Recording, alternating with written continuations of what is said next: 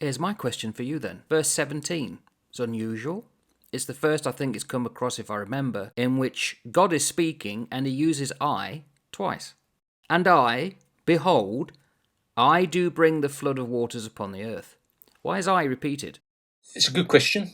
Often when a concept is repeated twice, it confirms a thing. By the testimony of two witnesses, a thing becomes. So when you see something stated in Scripture once, and then you see it stated again very close together, it's confirming that this thing is going to be. It's making a very strong statement. It sets a very clear boomph. That makes any sense to you? It does, and what he's saying is that everything's going to be destroyed.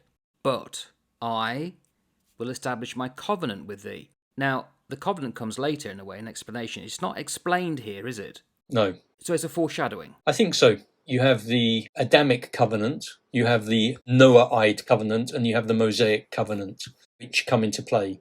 The Mosaic covenant was very particular towards Israel and towards the Jewish people, but the Noahic covenant is a very significant covenant that's a universal covenant. Well, I guess then we'll talk about the covenant when we get to it. The rest of verse 18 is talking about, you shall come into the ark, thou and thy sons and thy wife and thy son's wife with thee. We talked last episode that this is a sparse crew because this ark is not meant to sail off anywhere. It's going to either float or be moored until floodwaters are gone.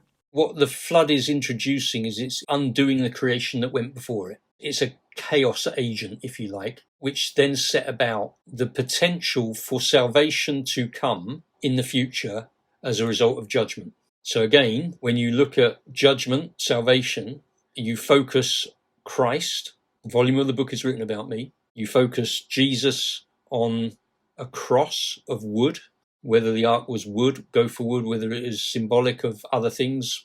Judgment is carried out. People are atoned, pitched in this wooden structure, whatever it was. Judgment is leveled out at Christ on wood, who is the atoning sacrifice that then sits on the mercy seat, the Ark of the Covenant, which is also representative, as we talked about last time, of the Ark itself. The whole flood thing is a picture of creation going into total chaos again.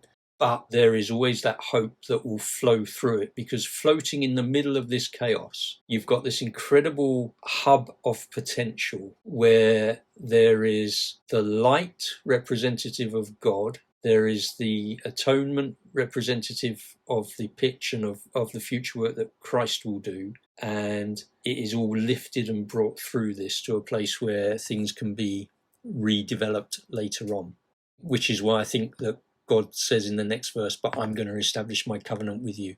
He never lost them, he never lost them in that verse 18, did he?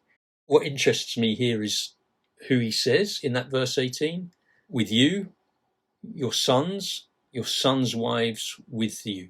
So when you add that amount up, it's 8 people. Yes. And 8 is always a number of new beginnings. And infinity. So an octave, you play 8 notes on the keyboard and then you move to the next 8. So even with the amount of people that were within this container, whatever this container looks like, this ark, you have a hope of a new covenant which will bring new beginnings through judgment leading to salvation. It's very clever. 19. So that brings us swiftly on to verse 19. And 19.